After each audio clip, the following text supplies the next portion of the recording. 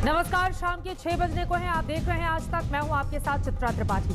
Corona के नए strain के 6 मरीजों की भारत में पुष्टि हुई है। ये नई चुनौती सामने आई है, लेकिन इन सब के बीच आपको बता दें किसमें कितना है दम, ये लेकर हम आपके सामने इसलिए आए हैं क्योंकि पश्चिम बंगाल में इस वक्त जिस तरह की सियासी लड़ाई छिड़ी हुई है, आज बीरभूम के बोलपुर में पश्चिम बंगाल की मुख्यमंत्री ममता बनर्जी ने सीधे सीधे यहां पर बीजेपी को ललकार लगाई है।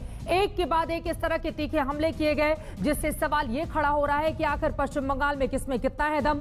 वो सवाल इसलिए क्योंकि एक तरफ ममता बनर्जी की पार्टी लगातार हमलावर है भारतीय जनता पार्टी पर, और जहां जहां बीजेपी ने अपने सियासी सिपहसालार को खड़ा किया है, वहां वहां खुद दीदी पहुंच रही हैं और वहां पर चुनौती पेश कर रही हैं। वैसे जैसे जैसे वक्त बीत रहा है, पश्चिम बंगाल में सियासी बवाल बढ़ता जा रहा है। करीब 9 दिनों पहले अमित शाह ने बोलपुर में रैली की थी और ममता बनर्जी पर जमकर वार किया था।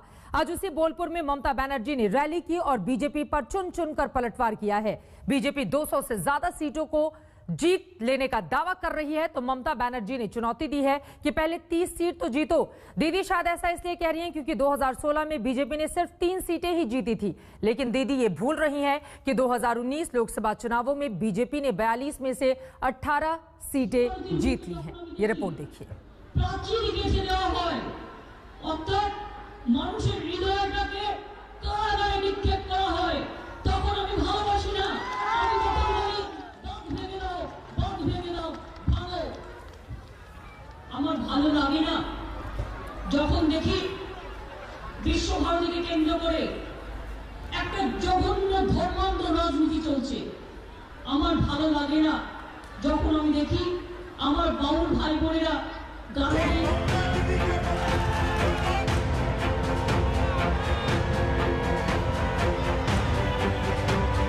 जगह वही है, बस किरदार बदल गए।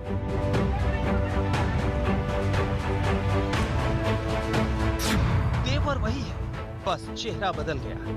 दीदी, ये तो शुरुआत है।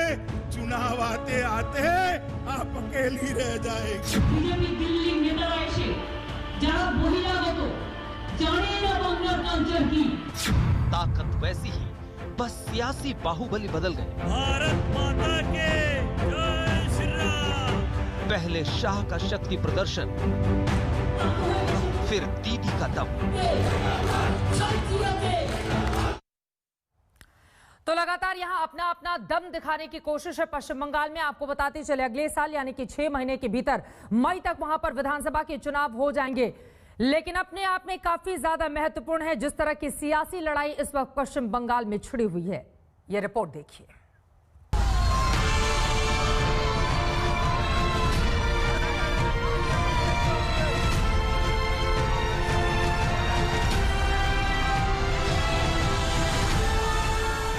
बोलपुर एक बार फिर बंगाल की सियासत के सेंटर में है।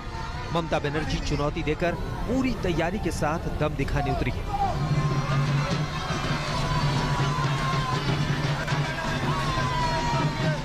पहले 5 किलोमीटर की पदयात्रा और फिर रैली से सीधा बीजेपी पर अटैक।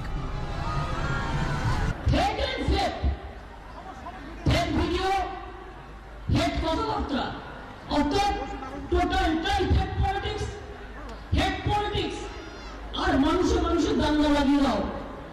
আমাদের মিছিলে দেখুন কত মানুষ, লক্ষ লক্ষ, কোটা মাত্র ফ্ল্যাগ, আর ওদের দেবেন 10টা লোক তো 5000 ফ্ল্যাগ, আর ওই ফ্ল্যাগটা বহন করে তারা এজেন্সির লোকেরা।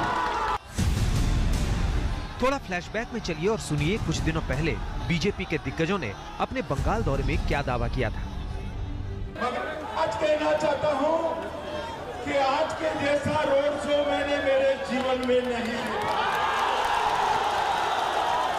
और ये जो रोड शो दिखाई पड़ता है, वो बंगाल की जनता का नरेंद्र मोदी जी के प्रति जो प्यार और विश्वास है, उसको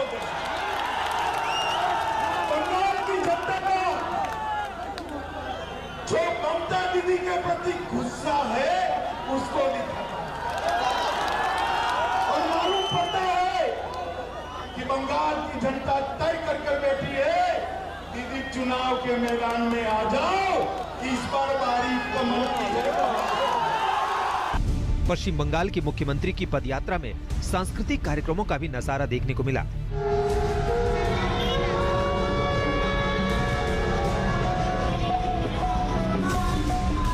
रविंद्र संगीत की धुन पर कार्यकर्ताओं और लोगों के कदम दीदी के दम की तस्दीक करते रहे।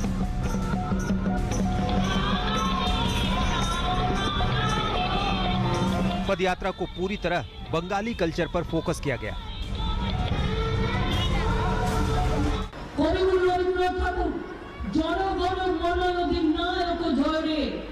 আজকে বলছে ওটাও পরিবর্তন করবে।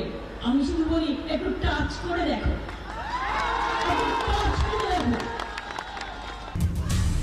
दिलचस्प ये कि दीदी की रैली में वो बाउल गायक वासुदेव भी नजर आए, जिनके घर जाकर अमित शाह ने भोजन किया था।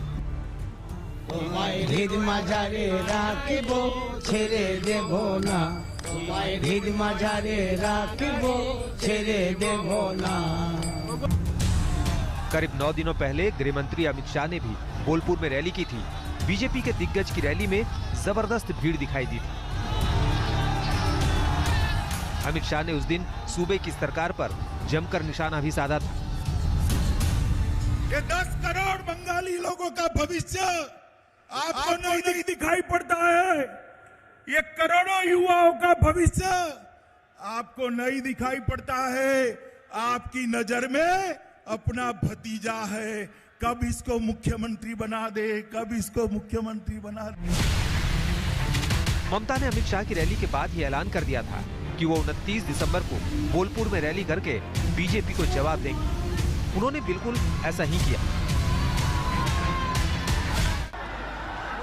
বাংলায় ইলেকশনের জন্য আসছে, আগের পাতা ছিল না। প্রতি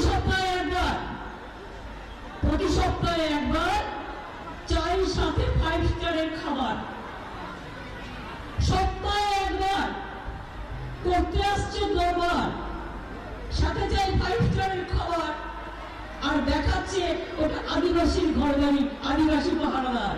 না বন্ধুতা নয়, আমার আদিবাসী ভাই বোনেদের অপমান করার কোনো অধিকার তোমাদের নেই।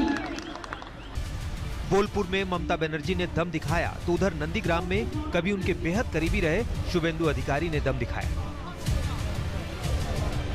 लेकिन अधिकारी की रैली से पहले जमकर बवाल हुआ। बसों में भरकर रैली के लिए जा रहे बीजेपी कार्यकर्ताओं पर हमला हुआ, मारपीट की गई और बस में तोड़फोड़ हुआ। बीजेपी का आरोप है कि पार्टी के कार्यकर्ताओं पर हमला टीएमसी कार्यकर्ताओं ने किया। जितने असफल निकम्मे ऑफिसर हैं वो सबसे उनको यहाँ जिम्मेदारी सामने दी जाती है। जितने सफल और अच्छे काबिल ऑफिसर हैं सबको गैरेज में भेजा गया है। ऐसे खाली आईपीएस नहीं, आईएएस और डब्ल्यूबीसीएस के सैकड़ों ऐसे ऑफिसर हैं जो काबिल हैं, जो बंगाल के लिए अच्छा काम कर चुके हैं, उनका रिकॉर्ड भी अच्छा है, जबकि केवल तामीदा नहीं करते हैं, जो हुजरी नहीं करते हैं, इसलिए उनको सब जगह गैरेज किया गया है। इसलिए आज एडमिनिस्ट्रेशन का यह हाल है।